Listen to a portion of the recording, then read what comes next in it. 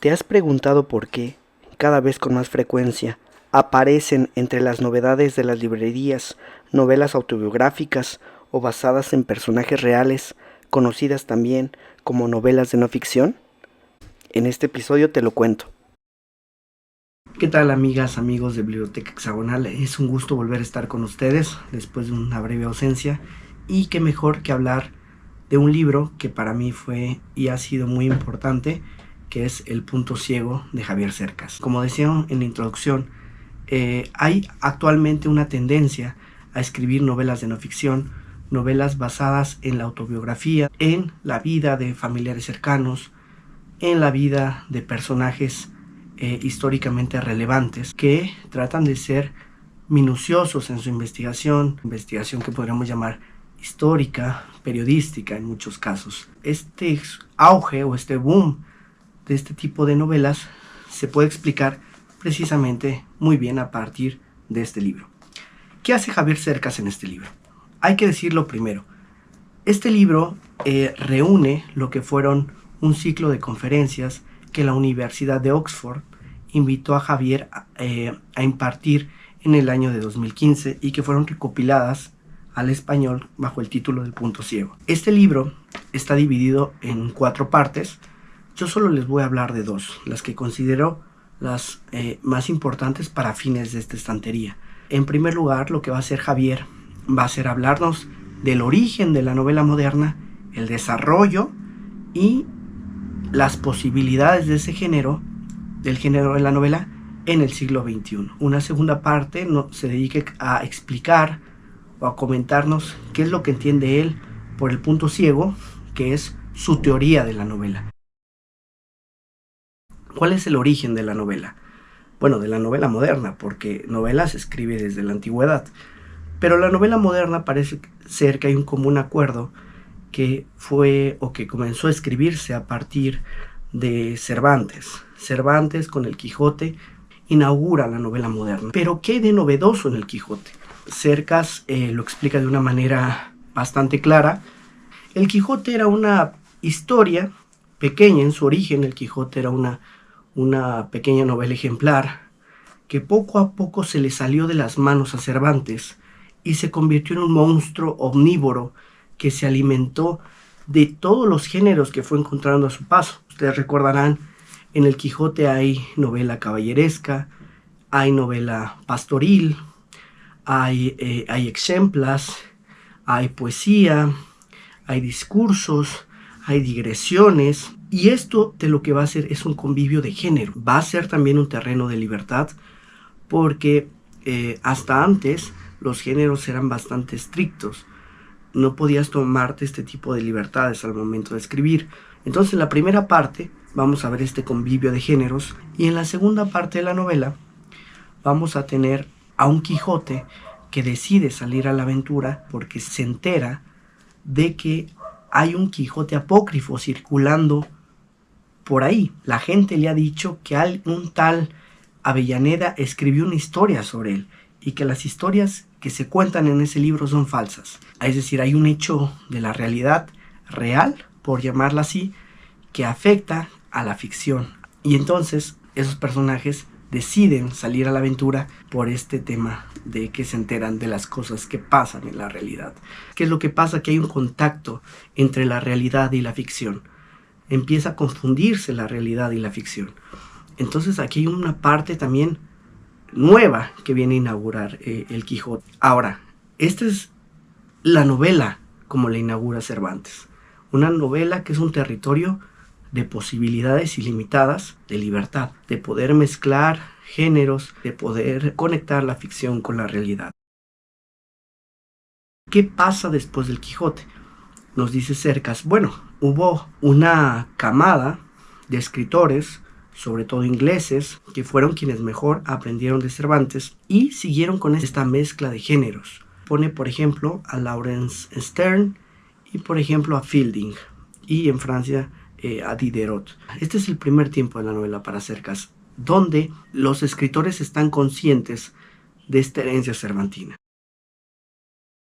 Y hay un segundo momento en la novela, que digamos podría situarse con Flaubert. Lo que se buscaba, o lo que buscaba Flaubert, era darle a la novela, hacer de la novela un género puro, un género digno de estar a la altura del verso. Recordemos que la prosa no era el género dominante como lo es ahora. Lo que daba fama, lo que daba reconocimiento en ese tiempo a los escritores era el verso, era la poesía. Entonces lo que trató de hacer Flaubert es llevar la prosa a la dignidad del verso, estéticamente fuera igual de valorado. Entonces lo que buscó Flaubert fue invisibilizar a su autor y hacer que la novela, o el lector al leer la novela, pareciera que la historia surgiera como por generación espontánea ante sus ojos. Es decir, barrer cualquier rastro que pudiera delatar a quien la escribió. De tal forma que eliminó de la novela, por ejemplo, el discurso, la digresión, la opinión, este convivio de géneros, para quedar solamente en una narración que debía o tenía que parecer que surgía de la nada, donde nunca veíamos, mejor dicho, nunca escuchábamos la voz o las opiniones del autor. El autor estaba invisibilizado. Uno de los objetivos era invisibilizar al autor.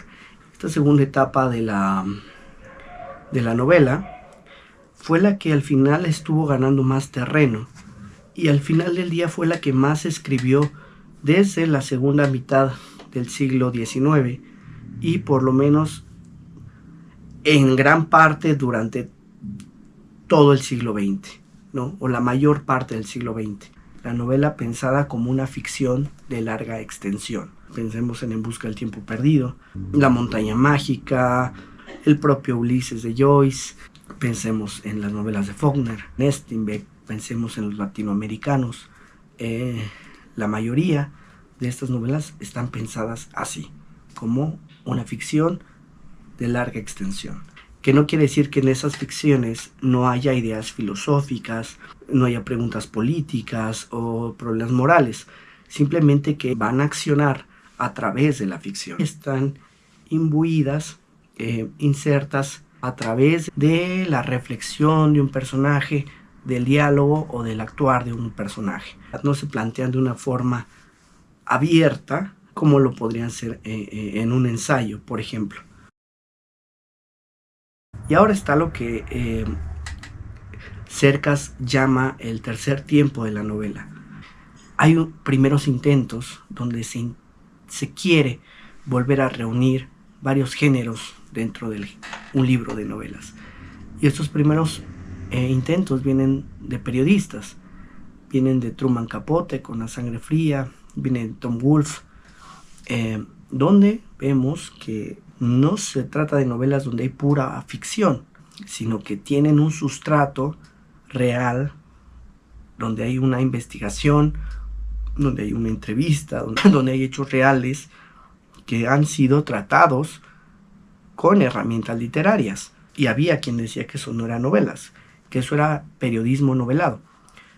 Pero vamos a ver que esto realmente son novelas. El primer autor que sí estuvo consciente de esto fue precisamente Milan Kundera. Milan Kundera escribió un libro que se los recomiendo muchísimo, que se llama El arte de la novela.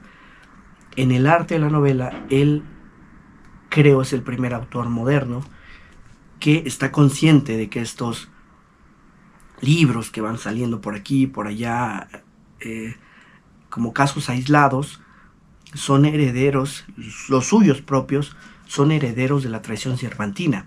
Y que lo que hay que hacer, que la novela, si quiere llegar a otro punto, lo que tiene que hacer es precisamente eso, recuperar esa herencia, volver a reunir géneros, volver a comunicar la ficción y la realidad. Si ustedes leen sus novelas, seguramente habrán leído alguna, verán que pues en Kundera ya tenemos a un narrador que lanza opiniones, que lanza juicios, que hace reflexiones, que hay momentos donde se presta dedicados a la filosofía y no solamente a la narración. Hay narración, pero también hay más cosas.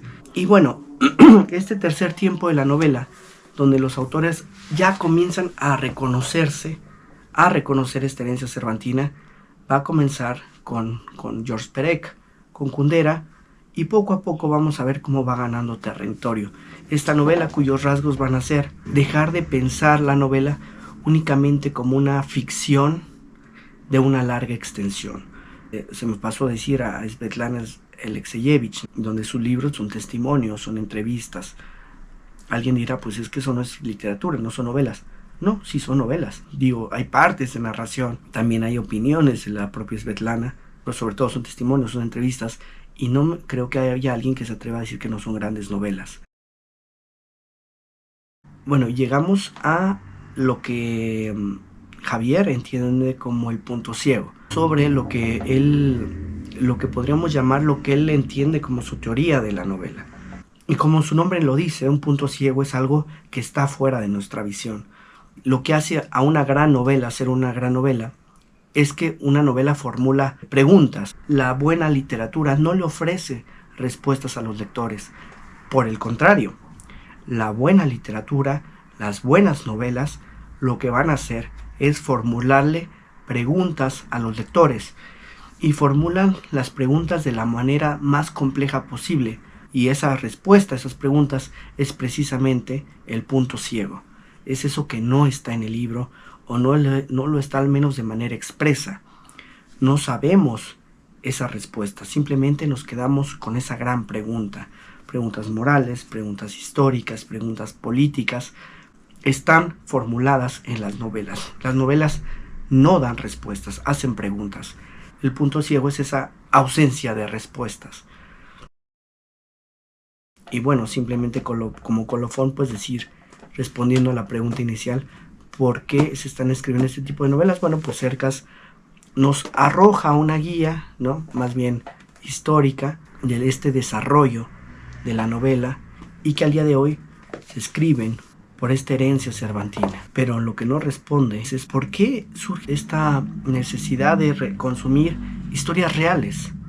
Bueno, esa es una pregunta que quizá no se pueda resolver o contestar en este momento, pero lo que es cierto es que quizá la novela de ficción puramente dicha, quizá ya no nos está ofreciendo esa manera de formular esas preguntas que nos preocupan.